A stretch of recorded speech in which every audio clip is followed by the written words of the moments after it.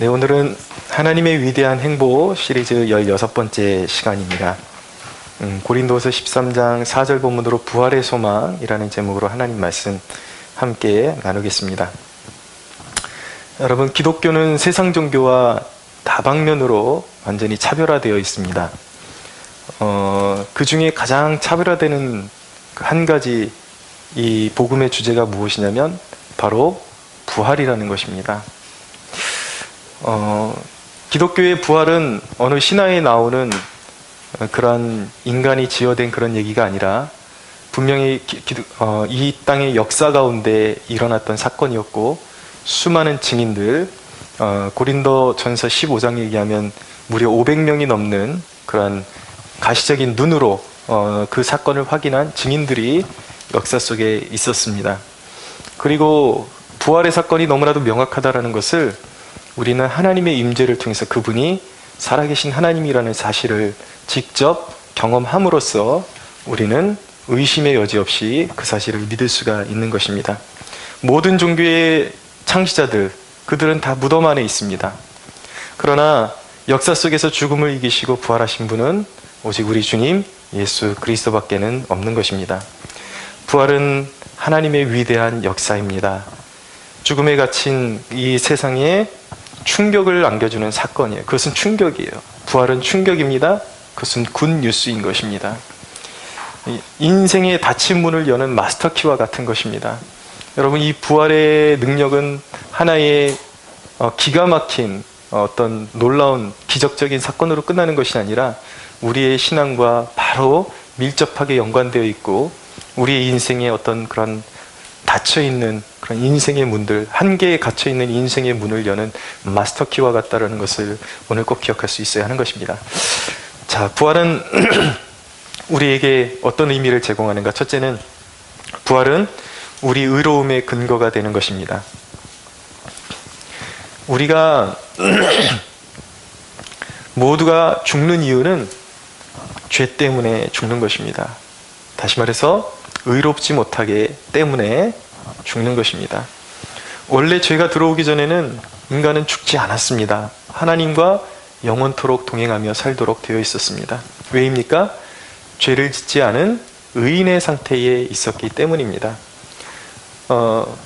그런데 죄가 사탄에게 속아서 첫사람이 사탄에게 속아서 하나님을 등지고 배반함으로 말미암아 죄가 이 땅에 들어오면서 인간에게 저주가 임하고 죽음이 왕노릇하게 된 것이죠.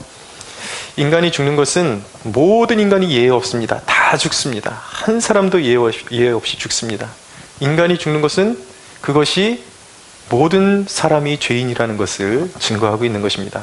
그래서 로마서 3장은 의인은 없나니 하나도 없다라고 말씀하고 있는 것이죠. 아무도 없습니다. 그 어떤 종교의 창시자도, 어떤 철학자도, 어떤 고귀한 인생을 살았던 사람도 이 죽음의 권세를 이겼다는 건 그가 완전 무결하다는 뜻이거든요. 의인이라는 뜻이거든요. 근데 이 땅 가운데 아직까지 그런 존재는 아무도 없었습니다. 예수 그리스도를 하나님의 공의라고 그렇게 말합니다. 그 뜻은 무엇이냐면, 예수 그리스도는 우리를 위해서 저주를 받으사 인간의 모든 불의를 친히 자신의 몸으로 담당하시고 죽은 지 3일 만에 부활하사 부활하심으로 말미암아 그분 자신이 완전히 의로우시다라는 것을 증명하셨습니다.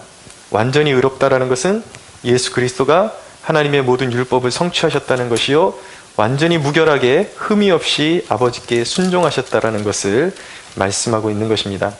그래서 로마서 1장 4절에 보면 성결의 영으로는 죽은 자들 가운데서 부활하사 능력으로 하나님의 아들로 선포되셨으니 곧 우리 주 예수 그리스도시니라 라고 말씀합니다. 로마서 4장 25절은 예수는 우리가 범죄한 것 때문에 내줌이 되고 또한 우리를 의롭다 하시기 위하여 살아나셨느니라 라고 말씀합니다. 예수님의 십자가는 우리의 죄가 용서받는 지점입니다. 우리의 죄가 소멸되는 지점이에요. 근데 예수님의 부활은 우리가 의롭다는, 죄인들이 죄 용서함 받고 의롭다함을 받는 지점이 바로 예수 그리스도의 부활인 것입니다. 그래서 예수 그리스도를 구주로 믿는 자들의 정체성은 무엇이냐면 용서받은 의인이 되는 거예요. 내 죄가 그리스도께로 건너가고 그리스도의 의가, 그 공의가, 완전한 의가 모든 심판을 자신이 감당하시고, 그리고 아버지께 완전한 순종을 이루신 그 공의, 그 의가 죄인인 우리에게, 우리가 예수 그리스도를 구주로 영접할 때 우리에게 건너오는 것입니다. 입혀지는 것입니다. 이건 법적 용어인데 우리가 믿을 때 믿음으로 의롭다함을 입게 되는 것입니다. 이것을 우리가 칭의라 그러죠. 칭의는 놀라운 사건인 것입니다. 죽어 마땅하고 죽어야 하는 우리에게 주님의 그 의로움을 입혀주시는 놀라운 사건인 것이죠. 여러분, 그래서 믿는 자의 정체성은 용서받은 의인이에요. 그 의의 근거는 내게 있는 것이 아니라 예수님께 있는 것입니다. 우리가 의인이 되었다는 것은 두 가지를 시사하는 것입니다. 하나는 무엇이냐면 우리가 의롭게 되었다는 것, 의인이 되었다는 것이 우리가 죄지을 당위성을 부여해 주지는 않는다라는 것입니다. 여러분, 우리가 의인이 되었다, 내 공로가 아니라 온전히 그리스도의 공로로 의인이 되었다라는 것은 오히려 죄지을 당위성을 우리에게 주는 것이 아니라 이것은 거룩해질 당위성을 우리에게 주고 있는 것입니다. 왜 그것이 거룩해질 당위성을 주는가? 이전에 우리는 예수 밖에서는 아무리 노력해도 하나님을 기쁘시게 할 수가 없는 존재였습니다. 하나님께 우리의 순종이 받아들여지질 않는 존재였어요.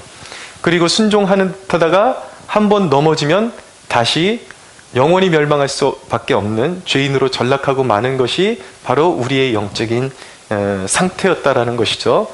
그런데 우리가 예수 그리스도로 말미암아 의롭다함을 입었다라는 것이, 이것이 우리에게 주는 놀라운 비밀은 무엇이냐면 이제는 그리스도 안에서 버림받지 않는 존재가 되었고 결코 정죄함받지 않는 존재가 되었고 이제는 주 예수 그리스도의 보혈의 능력 안에서 아버지께 순종이 가능한 존재가 되었다라는 것입니다. 어떻게요? 회개를 통해서 우리는 넘어져도 다시 일어설 수 있고 진실한 마음을 쏟아부을 때 하나님께서 우리를 용서하시고 끝까지 버리지 아니하시고 끝까지 품어주신다라는 약속이 우리에게 보장되어 있는 것입니다. 할렐루야. 그래서 여러분, 이게 얼마나 놀라운 특권인지 아십니까? 이게 어떻게 그런 일이 벌어질 수 있냐고 물을 수 있을 거예요. 어떻게 그것이 가능합니까? 저는 아들에게 말합니다. 아들이 뭔가 잘못을 했을 때 혼내기도 해요. 따끔하게 혼내기도 하고 어떨 때는 이렇게 그 종아리 같은 데를 이제 좀 때려주기도 합니다. 이렇게 맴매를 해놓고 늘 해주는 말이 있어요. 아이가 지나치게 속상해하기 전에 제가 해주는 말이 있습니다. 아빠가 너를 혼내도 너를 사랑하는 아빠의 마음 결코 변치 않아. 한결아, 그러니까 기죽지 말라고 늘 그렇게 이야기해 줍니다. 깨닫게 해주고 나서는 결코 기죽지 말고 아빠가 너를 끝까지 사랑해. 우리 엄마 아빠가 너를 네가 잘못했다 그래서 너를 그렇게 버리지 않아. 너를 끝까지 우리가 아빠 엄마가 사랑할 거야 라고 그렇게 꼭 이야기를 해줍니다. 이것이 바로 받아들여짐의 특권이라는 거예요. 우리가 버려질 수밖에 없는 죄인이었는데 그리스도 때문에 하나님의 아들로 하나님이 우리를 양자 삼아주신 것입니다. 자녀 삼아주신 것입니다. 이제 우리의 족보가 사망의 족보에서 생명의 족보로, 하나님의 아들의 나라의 족보로 우리가 옮겨졌다라는 거예요. 그것은 우리가 실수하면 버려지고 우리가 좀 잘하는 듯하면 또 받아들여지고 그런 개념의 수준의 이야기가 아니라는 것이죠. 완전히 용납되었다라는 것입니다. 우리의 자격을 보고 받아주신 것이 아니라 그리스도의 공의를 통해서 우리를 의롭다 하시고 완전히 하나님의 자녀로, 하나님의 아들로, 딸로 받아주셨다라는 것을 꼭 기억해야 하는 것입니다. 할렐루야. 이 받아들여졌다라는 거, 이건 놀라운 은혜인 거예요. 그렇기 때문에 여러분, 이것은 죄지을 당위성을 우리에게 주는 것이 아니라 기쁨으로 이제 부모가 원하는, 아버지가 원하는 그 일을, 그 순종의 일을 우리가 기쁨으로 넘어져도 하나님 앞에 한번 책망받고 다시 일어설 수 있는 놀라운 자격이 우리에게 주어졌다라는 거예요. 그래서 우리는 실패해도 또 일어설 수가 있고 넘어져도 우리는 다시 하나님 앞에 순종할 수 있는 영적인 지위를 얻게 되었다라는 것이죠. 여러분, 이것이 바로 우리가 의인이 되었다라는 놀라운 그러한 의미의 이런 놀라운 비밀이 숨겨져 있는 것입니다. 또 한 가지, 의인이 되었다라는 것이 우리에게 시사하는 것은 우리에게 건강한 자화상을 우리에게 부여하는 것입니다. 세상을 살아가는 사람들의 문제는 무엇입니까? 너무 쉽게 자만하고 너무 쉽게 의기소침해진다라는 거예요. 사람들은 참 단순합니다. 자기보다 좀 가진 사람들 앞에서는 한도 끝도 없이 위축됩니다. 힘 있는 사람들 앞에서는. 그러나 자기보다 조금만 뭔가 없어 보이거나 부족해 보이면 그렇게 마음속으로 깔보고 언어가 달라지는 것이 인간이에요. 그렇게 간사한 것이 인간이라고요. 틈만 나면 아파트에서 경비원들에게 자기 아버지 같은 그런 경비원 하시는 분에게 폭행을 가하고 그런 뉴스가 끊이지 않는데, 이것은 정말 못난 자화상을 가지고 있는 사람들이 하는 짓인 것이죠. 그 마음이 비뚤어져 있기 때문에, 온전한 자화상을 갖고 있지 못하기 때문에 약자에 대해서는 한없이 강해지는 것이고 강자에 대해서는 한없이 비굴해지는 것, 그것이 바로 인간의 어그러진 자화상의 모습인 것입니다. 그러나 믿음으로 주어진 이 의로움, 칭의, 아까 믿음으로 의롭다함을 받았다. 우리가 이 의로움을 받아서 누리는 그 축복, 1차적인 축복은 무엇이냐면요, 우리의 현실을 깨닫게 되는 거예요. 자각하게 되는 거예요. 그것이 무엇입니까? 나의 자격 없음을 먼저 깨닫게 되는 것입니다. 그리스도인이 누구예요? 하나님 앞에 심지어는 내가 너무나도 역겨워서 받아들여질 자격조차가 없는 존재라는 것을 깨달은 사람이에요. 그것을 깨닫지 못한 사람은 의롭다함을 받은 사람이 아닌 것입니다. 의롭다함을 받은 사람은 1차적으로 나의 가식과 죄악과 하나님 앞에 버려질 수밖에 없는 나의 현실적인 모습을 깨달은 사람인 것이죠. 결국 내가 구원받았다고 말할 때에 하나님 앞에 내가 우쭐댈 것이 아무것도 없는 존재라는 것을 깨닫게 된 것입니다.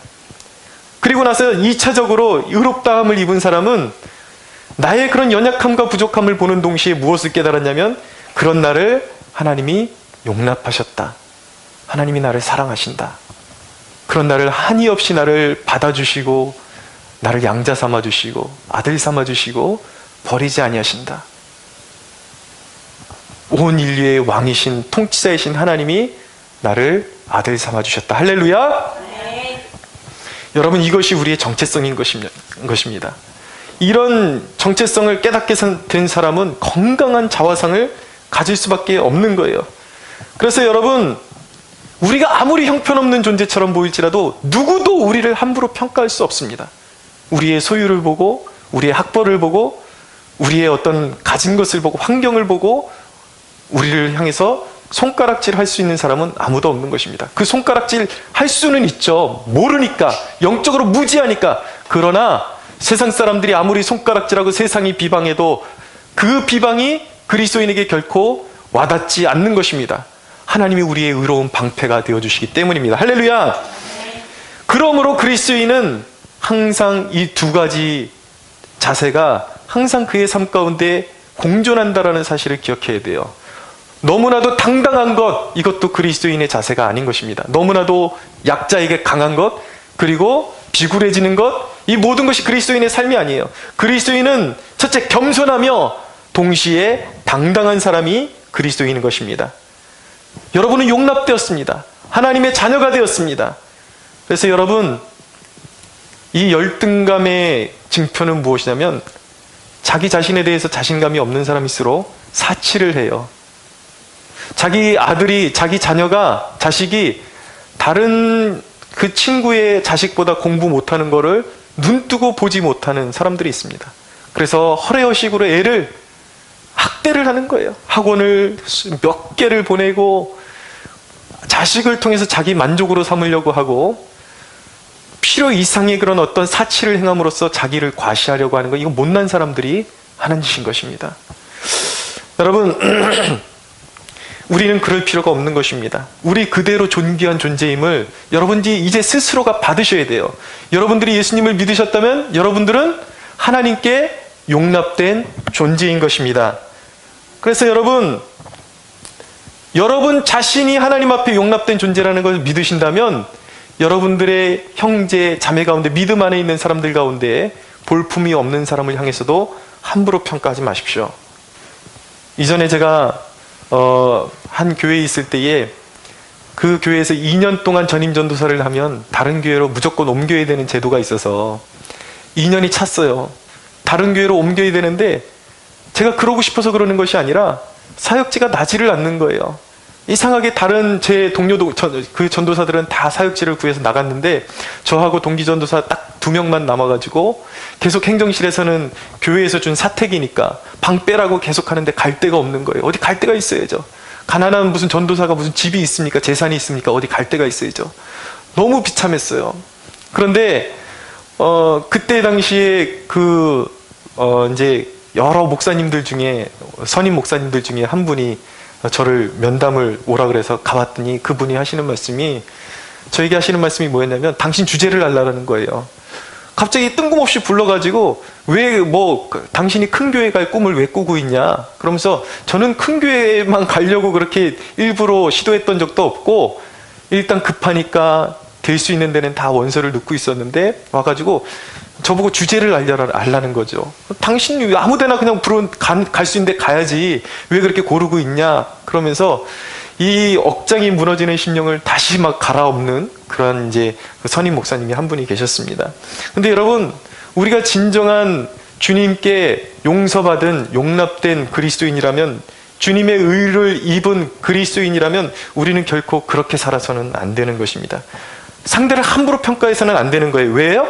그 사람의 그 몰골의 형편없음과 그 사람이 갖지 못한 것, 학벌의 미약함에도 불구하고 하나님이 그 사람을 어떻게 사용하실지 그 누구도 모르기 때문인 것입니다. 함부로 평가해서는 안 돼요. 하나님이 사용하시는 기준은 학벌도 아니고 재산도 아니고 하나님 앞에서 얼마나 겸비하고 또 하나님께서 그 사람을 향해서 어떤 뜻을 품고 계시냐에 따라서 하나님은 마른 막대기와 같은 존재도 위대하게 사용하실 수 있는 하나님이심을 믿으시기 바랍니다. 그러므로 여러분, 세상 어디에 나가서도 우쭐대지 마세요. 겸손하세요. 사랑은 무례히 행하지 않는 것입니다. 그러나 어디 가서도 위축되지 마십시오. 어디 가서도 꿀리지 마십시오. 당당하십시오. 그러나 겸손하십시오. 그러나 여러분들이 그렇게 조건 없이 하나님께 용납되었음을 믿는다면 그 누구도 함부로 평가하지 마십시오. 늘 겸손한 마음으로 주를 섬기듯이 이웃을 섬길 수 있는 저와 여러분들이 되기를 축원합니다. 부활은 첫 번째 우리 의로움의 근거가 된다고 말씀드렸습니다. 두 번째는 부활은 우리 희망의 근거가 되는 것입니다. 자, 제가 성경을 좀 찾아서 읽어드리겠습니다. 고린도전서에 있는 말씀인데 안 찾으셔도 됩니다. 고린도전서 15장 13절부터 제가 읽어드립니다. 만일 죽은 자의 부활이 없으면 그리스도도 다시 살아나지 못하셨으리라. 그리스도께서 만일 다시 살아나지 못하셨으면 우리가 전파하는 것도 헛것이요 또 너희 믿음도 헛것이며 또 우리가 하나님의 거짓 증인으로 발견되리니 우리가 하나님이 그리스도를 다시 살리셨다고 증언하였음이라. 만일 죽은 자가 다시 살아나는 일이 없으면 하나님이 그리스도를 다시 살리지 아니하셨으리라 라고 말씀합니다. 17절, 그리스도께서 다시 살아나신 일이 없으면 너희의 믿음도 헛되고 너희가 여전히 죄 가운데 있을 것이요 또한 그리스도 안에서 잠자는 자도 다 망하였을 것이다 라는 것입니다. 그렇게 말씀하고 있습니다. 주님의 부활은 인간이 당면한 근본 어둠에 대한 사형 선고인 것입니다. 여러분, 인간의 근본 어둠이 무엇입니까? 문제가 무엇입니까? 그건 사망이잖아요. 죽음이잖아요. 무엇을 해도 소망이 없다라는 것이 우리의 인류의 문제인 것입니다. 그것이 죽음이 도사리고 있는 이 세상의 문제인 거예요. 할렐루야. 네, 피곤하시죠? 네, 힘들지만 좀 이렇게 기지개도 좀 펴시고 좀 이렇게 추스려 보세요. 자, 부활은 무엇인가? 부활은 위대한 사건인 것입니다. 바로 우리를 어둠에 가둬놓는 사망에 대한 사망 선고를 내린 것이 바로 부활인 것입니다. 부활은 희망의 근거가 되는 것입니다. 그리스도께서 죽음을 정복하셨습니다. 할렐루야. 여러분, 부활이 없으면 첫째로 여전히 우리는 죄 가운데 있게 되는 것입니다. 우리 믿음이 헛것이에요. 그리고 또한 예수 그리스도 안에서 부활이 있는 줄 알고 믿고 죽었던 자들도 다 속은 것입니다. 부활이 없으면 기독교가 성립이 되지를 않는 거예요. 복음이 다 거짓말인 것입니다. 그러나 너무나도 감사하게 그리스도께서 역사 가운데 실제로 죽음을 정복하시고 그 의로움을 우리가 입었기 때문에 우리도 그 실제적인 부활에 동참할 수 있는 존재가 된 것입니다. 여러분, 첫째로 그리스도의 부활에 참여함은 우리의 삶의 모든 영역에 소망을 준다라는 사실을 꼭 기억하셔야만 하는 것입니다. 육에 속한 자들은 절망에 갇혀 있는 것입니다. 모든 그리스도 밖에 있는 사람들은 사실은 절망에 갇혀 있는 사람들이에요. 소망이 없는 것입니다. 어떤 매체를 보니까 어떤 청년들이 한탄하면서 자신들이 이렇게 사회에서 밑바닥 인생을 박박 기고 있는 이유를 정유라 때문이다 그러면서, 최순실 딸 정유라 때문에 우리 미래가 없다라고 그렇게 탄식하는 그런 기사를 보게 되었습니다. 존중합니다. 어떤 기분인지 알 것 같아요. 그것을 몰라서가 아니라, 그러나 그것은 사회적으로 조정이 필요하고 엄격한 처벌이 필요하고 다시는 그런 일들이 재발되지 않도록 사회적인 조치가 필요한 일이지만, 분명한 것은 그렇지만, 그러나 우리 그리스도인들이 영적으로 내 삶이 풀리지 않는 것이 그런 정유라 같은 사람들 때문이다라고 말하는 것이 과연 옳은 태도인가? 여러분, 결코 그렇지 않다라는 것입니다. 그것은 아주 잘못된 자세인 것입니다. 성경의 모든 사건은 부활의 예표예요. 그림자예요. 그 모든 승리의 역사가 어떻게 일어나는가? 핍박과 환난과 불의한 세상 한복판에서 꽃피우는 승리의 이야기가 바로 성경의 이야기인 것입니다. 모두가 부활에 참여하는 그러한 놀라운 특권을 누리는 사람들이 바로 그리스도 예수 안에 있는 하나님의 자녀들의 삶이라는 것이죠. 강영우 박사님은 어렸을 때에 축구를 하다가 축구공에 맞아서 이 두 눈이 실명이 되었습니다. 참 불운하죠? 어머니가 그 소식을 듣고 충격을 받아서 쓰러지셔서 돌아가셨어요. 그리고 그 집안에 가난이 엄습해오고 큰 누님은 혹독한 그런 노동을 견디다 못해서 과로로 죽게 되었습니다. 두 눈을 잃어버렸어요. 어머니를 잃었어요. 누님을 잃었어요. 소망이 없는 것 같아요. 근데 이 어린 소년, 두 눈을 멀어버린 어린 소년의 한 가지 소망이 빛이 있었으니 그것은 부활의 주님을 그가 믿는 것이었습니다. 그가 뭘 잘해서가 아니에요. 그가 그 부활의 주님을 믿고 하나님을 소망하며 따라갔을 때에 하나님이 그 인생을 잡아서 이끌기 시작하셨어요.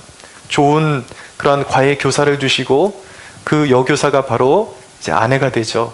아내가 되고 둘이 함께 미국으로 유학을 가서 이제 거기서 학업을 마치고 하나님의 인도하심을 받는 중에 미국 백악관의 장애인 부서의 차관보로 등재되는 그러한 영광을 누리게 됩니다. 여러분, 기독교는 부활의 종교예요.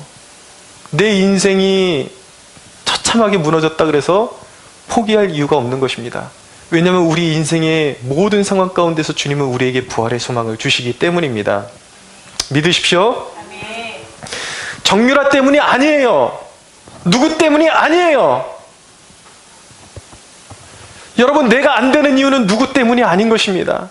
제가 이야기를 제 페이스북에다가 이제 써놨더니 옛날 제 제자가 이거를 잘못 알아듣고 말귀를 잘못 알아듣고 정유라 같은 그런 사건은 우리가 사회적으로 우리가 관심을 갖고 청년들의 억울함을 풀어줘야 될 것 아닙니까? 그러면서 항변하듯이 저한테 그렇게 댓글을 써놓은 제자가 하나 있었는데 글을 잘못 읽은 것이죠.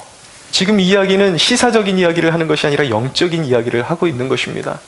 설령 사회 구조가 잘못되고 우리를 짓누르는 그런 어둠의 세력이 있다 할지라도 그리스도 예수 안에 있는 자들에게는 부활의 소망이 항상 생명이 그 안에서 역사하고 있다는 것을 깨달아야 한다는 것입니다.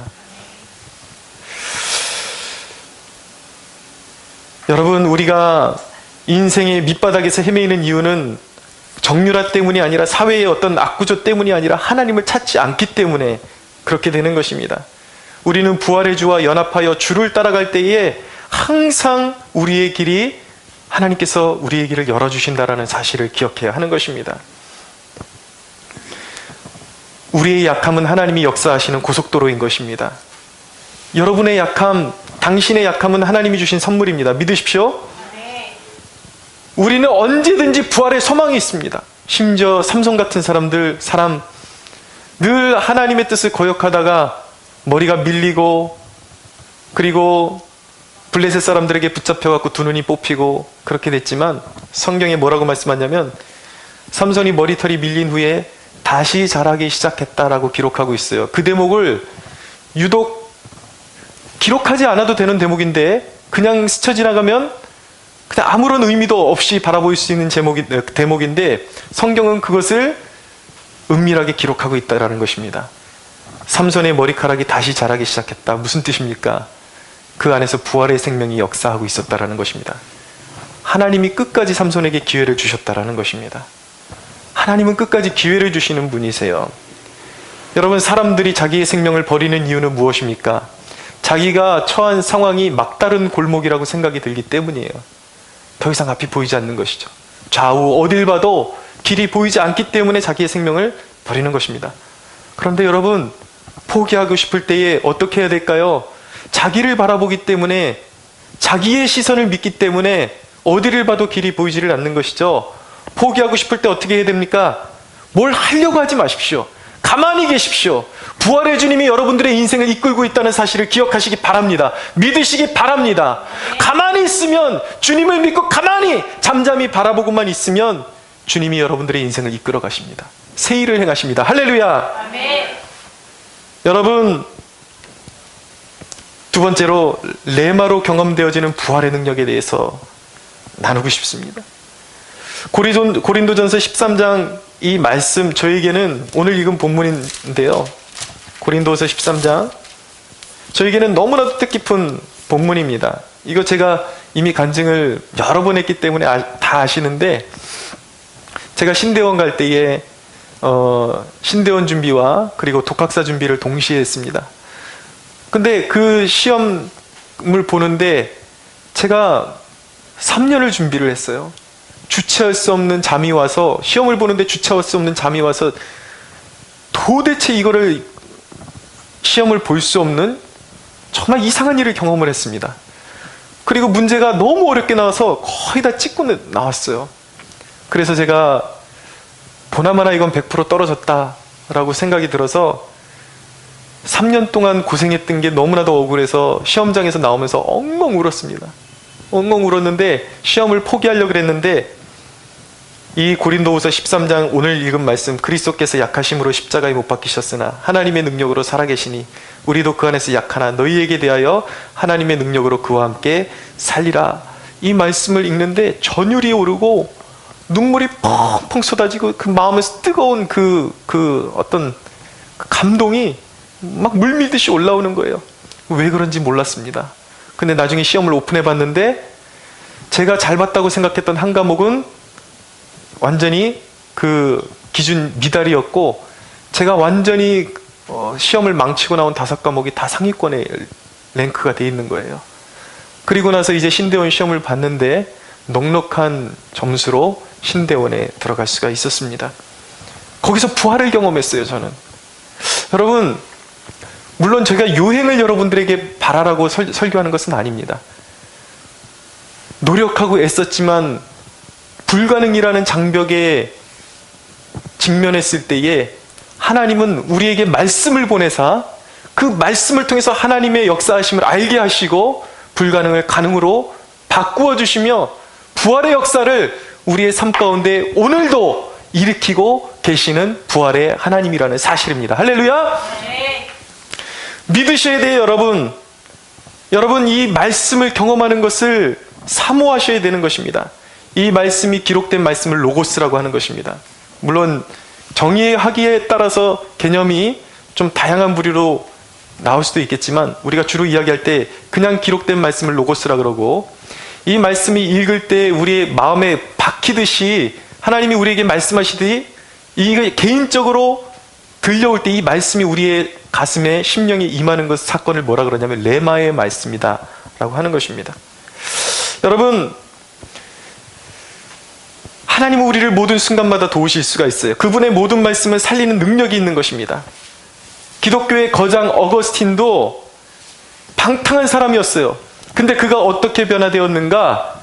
이 레마의 말씀을 체험하고 그의 인생이 완전히 뒤집어지는 역사를 경험하게 됩니다. 그럼 방탕한 사람이었어요? 그런데 진리를 찾고 있었습니다. 그런데 어느 날 그것이 사람의 소리인지 천사의 소리인지 모르는 꼭 어린아이들의 소리와 같은 목소리가 집어들고 읽어라 그런 목소리를 듣게 되었어요. 그리고서 그는 성경을 집어들고 그때 순간적으로 성경을 펴서 들었는데 그 구절이 어디냐면 로마서 12장 12절에서 14절입니다. 밤이 깊고 낮이 가까웠으니 그러므로 우리가 어둠의 일을 벗고 빛의 갑옷을 입자. 낮에와 같이 단정히 행하고 방탕하거나 술 취하지 말며 음란하거나 호색하지 말며 다투거나 시기하지 말고 오직 주 예수 그리스도로 옷 입고 정욕을 위하여 육신의 일을 도모하지 말라. 이 말씀이 레마의 말씀으로 그의 심령에 강타해 오니까 여러분 평소에 이 말씀을 읽을 때는 그렇게 감동이 되지 않을 것입니다. 근데 성령이 이 말씀을 붙드시고 어거스틴의 마음을 감동시키니까 강타하시니까 그의 인생이 송두리째 뒤집어지는 역사가 일어나는 거예요. 그렇게 여자 꽁무니 쫓아다니고 방탕하고 술 취했던 사람이 모든 더러운 것들을 다 벗어버리고 온 인류의 지구상의 가장 거룩한 사람으로 기억에 남는 위대한 성자로 변화되었던 것입니다. 할렐루야! 말씀의 위대함이에요. 말씀을 경험해야 하는 것입니다. 제가 얼마 전에 이 헤어샵에 머리를 자르러 갔는데 그 디자이너하고 잠깐 얘기를 나눴습니다. 항상 제가 예전에 백화점에서 이렇게 구두를 파는 아르바이트를 해봤기 때문에 제자리에 서서 이렇게 일을 하는 것이 얼마나 피곤하고 고단한지를 알고 있었어요. 알고 있으니까 그냥 위로 차원에서 이거 얼마나 힘드시냐고 물어보니까 이 디자이너가 하는 말이 하루 종일 서 있는 거 하나도 안 힘들다라는 거예요. 뭐가 힘든가? 관계 때문에 너무 힘들대요. 죽을 만치 힘들대요. 그 좁은 공간에 한 5명 있는데 그 안에서도 서로 말이 안 통하고 너무 힘들고 미칠 지경이라는 것이죠. 그러면 제가 이야기했습니다. 그거를 극복할 수 있는 유일한 한 가지 길이 있습니다. 뭐냐 그러길래 하나님의 말씀을 묵상하는 거예요. 진실인 것입니다, 여러분. 하나님의 말씀을 경험하면 마음이 다시 일어설 수 있는 용기가 생기고 사람들이 그렇게 두려워지고 미워졌는데 그 마음이 녹아지고 얼음 녹듯이 녹아지면서 사람 앞에 설 수 있는 용기가 세워지고 다시 사랑할 수 있는 용기로 충만하게 되는 것입니다. 그것이 말씀의 능력이에요. 여러분 부활의 능력을 경험하려면 말씀을 한순간도 등한시 여겨서는 안 되는 것입니다. 말씀과 더불어 살아야 하는 것입니다. 성경을 읽어야 하는 것입니다. 묵상해야 하는 것입니다. 할렐루야. 네. 여러분 저희와 이렇게 동역하는 교회 중에 한 교회가 예언 사역을 참 잘하시는 교회가 있어요.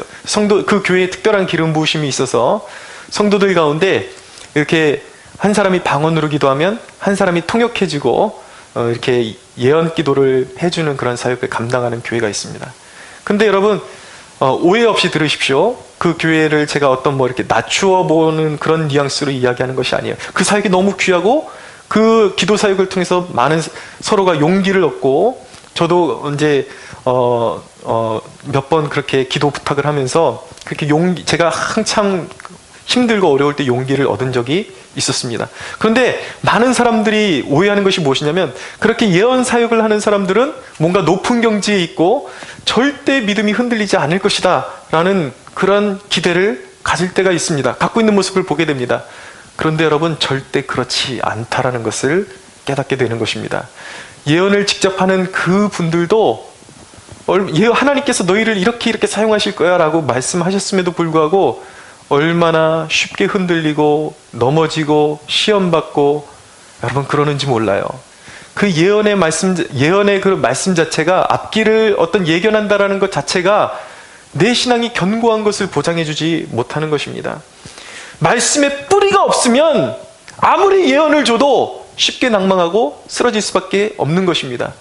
굳이 원론적으로 말씀드리면 예언이 더 귀하냐 아니면 오늘 하나님의 말씀을 통해서 내가 은혜 받고 말씀에 굳게 서는 것이 더 중요하냐라고 말씀드리면 냉정하게 말씀드리면 예언이 더 중요한 것이 아니라 말씀에 뿌리를 내는 것이 30배, 60배, 100배 더 귀중한 것입니다. 믿으셔야 돼요. 말씀은 오늘을 살게 해주고 기다릴 힘을 주고 부활의 능력을 경험하게 해주는 것입니다. 사랑하는 여러분, 부활은 우리의 희망의 뿌리임을 기억하십시오. 할렐루야. 아멘. 마지막입니다. 세 번째, 부활은 우리의 열정의 근거가 되는 것입니다. 여러분, 사도들은 실패와 낙담을 경험했습니다. 그들도 우리와 똑같은 실패와 낙담을 경험했던 그들이 부활을 경험하고 눈빛이 변했어요. 완전히 죽음을 불사하고 어디든지 뚫고 들어가서 복음을 증거하는 증인이 되었습니다. 사도 요한을 뺀 나머지 모든 사도들이 다 순교했습니다. 죽음을 두려워하지 않고 열방으로 흩어져서 자신들의 생명을 불살르는 사도가 되었는데, 그들이 변한 시점이 어느 순간인가 예수 그리스도의 부활을 목격한 시점부터 그들의 눈빛이 달라지는 거예요. 부활은 열정인 것입니다. 부활은 우리에게 불같은 열정과 담대함을 우리에게 허락해 주는 것입니다. 여러분, 부활을 믿는 사람들은 믿지 않는 이들에게는 영원한 심판이 있고 믿는 자들에게는 영원한 기업과 상주심이 있음을 믿고 있는 것입니다. 부활을 믿는 사람은 이 땅에서의 하나님의 영광을 위해서 한 모든 수고와 땀과 그 나눔, 우리가 나누어 주는 것들이 헛되지 않은 것을 알고 있는 것입니다. 이 값진 보상이 기다리고 있다는 것을 아는 사람, 기다리는 사람에게 생기는 것이 무엇인지 아십니까? 그것이 바로 열정이에요. 그러므로 여러분, 부활을 알면서 삶에 열정이 없는 것은 가짜인 것입니다. 복음을 알지 못하는 거예요. 깨닫지 못한 거예요. 우리가 부활을 진정으로 믿는다면 우리는 삶을 보다 열정 있게 적극적으로 마음의 불을 가지고 더욱더 진취적으로 소신 있게 우리는 살 수 있는 믿음의 존재로 우리는 새롭게 태어났다는 사실을 믿어야 하는 것입니다. 조나단 에드워즈라는 사람이 있습니다. 이분 1703년부터 1758년까지 아주 길지 않은 인생을 사셨던 분이에요. 지구상의 가장 심오한 사상가요, 위대한 신학자로 기억에 남는 그런 인물입니다. 이분의 대표적인 설교가 진노하신 하나님의 손에 놓인 죄인들이라는 설교인데, 이분이 당시에 어떤 기록을 가지고 있냐면, 이분이 이 설교를 했을 때에 사람들이 실제로 지옥에 떨어지는 그런 느낌을 경험하고 부들부들 떨면서 지옥에 떨어질까봐 의자를 붙들고 주변에 있는 물건을 붙들고 놓지를 못하고 부들부들 떠는 역사가 일어나고 회개의 역사가 일어날 정도로 강력한 하나님의 종으로 쓰임받았고, 미국 대각성의 그 중심에서 쓰임받았던 하나님의 종이었습니다. 그런데 불운하게도 이분은 그렇게 위대한 종이었음에도 불구하고 자신이 목회하던 목회지에서 쫓겨나는 불행을 겪기도 했습니다. 7년 동안 불같은 연단을 받으면서 그 7년 동안에 그의 인생의 가장 놀라운, 가장 대표적인 신학 저서들이, 부록 같은 저서들이 그 연단의 시기를 통해서 배출되게 되는 것입니다. 아무리 고난이 와도, 아무리 역경이 와도 그의 열정을 빼앗을 수가 없었습니다. 왜입니까? 부활의 주님이 그 안에 계셨기 때문입니다. 그가 고백한 내용을 좀 소개해 드릴게요. 잘 들어보십시오. 나는 모든 면에서 완벽한 그리스도인이 되려고 하는 불타는 소원을 가지고 있었습니다. 복되신 그리스도의 형상을 닮으려고 노력했습니다. 그래서 모든 면에서 순전하고 달콤하고 복된 복음의 법칙에 따라 살려고 했습니다. 나는 이런 일들에 있어서 진보가 나타나기를 간절히 갈망했습니다. 어떻게 하면 나는 거룩한 사람이 될 수 있을까? 어떻게 하면 내가 좀 더 거룩하게 살 수 있으며 더욱 하나님의 자녀답게, 그리스도의 제자답게 살 수 있을까 하는 것이 밤낮 나의 싸움이었고 계속되는 질문이었습니다. 나는 계속해서 나 자신을 점검하고 내가 살아오면서 이전에 다른 것을 구할 때보다 훨씬 더 부지런하고 간절하게 내가 거룩하게 살 수 있는 더 좋은 방법과 수단을 찾기 위해 공부하고 연구하곤 했습니다. 또 이런 구절이 있습니다. 한순간의 시간도 절대로 낭비하지 말고 가능한 최대로 유익하게 사용하자. 만일 내 생애의 최후 순간이라고 가정했을 때 하기가 꺼려지는 것이라면 절대로 하지 말자. 만일 집중하기만 하면 지금 내가 하고 있는 일을 2배나 할 수 있음을 알고 있다. 나는 지금 동일한 시간에 다른 때보다 7배나 많이 할 수 있다. 이것은 내가 능력이 늘어났기 때문이 아니라 내 안에 불타고 있는 부지런함 때문이다. 라고 그는 고백했습니다. 사랑하는 여러분, 기독교 역사에 이 부활의 주님을 체험한 사람 치고 게으른 사람이 없다라는 사실을 기억하십시오. 모두가 열정의 사람이었습니다. 자기 몸을 뭐 하나에 불사르는 사람들이었습니다. 사랑하는 여러분, 무슨 일을 하든지 부활의 주님이 함께 하심을 믿고 최선을 다할 수 있게 되기를 바랍니다. 교회 일만이 영적인 일이 아니에요. 하나님께서 여러분들에게 주신 직업과 가정의 일, 모든 일들이 거룩한 일인 것입니다. 우리 그리스도인들은 그 모든 일을 열정으로 감당할 것을 주님이 요구하고 계시다라는 사실을 기억하시기 바랍니다. 여러분, 예수님이 죽으셨을 때 십자가에 달리시고 무덤에 묻히셨을 때에 향품을 가지고 예수님을 그 시체를 돌보러 간 여인들에게 천사가 나타나서 한 말이 무엇이었는지 아십니까? 어찌하여 살아있는 자를 죽은 자 가운데서 찾느냐? 어찌하여 살아있는 자를 죽은 자 가운데서 찾느냐? 여러분, 혹시 살아있는 분을 죽은 자 가운데서 찾는 것이 저와 여러분들의 신앙은 아닙니까? 여러분, 제가 누누이 말씀드리는데, 말씀을 들을 때에 이거 예전에 들었던 말씀인데, 내가 아는 말씀인데, 옛날에 이미 지나가 버리고 죽은 말씀에 주님을 가두어 두지 마십시오. 주님은 인격이세요. 지금 이 순간에 살아 역사하시는 분이시고 여기 좌정하시는 분이십니다. 할렐루야.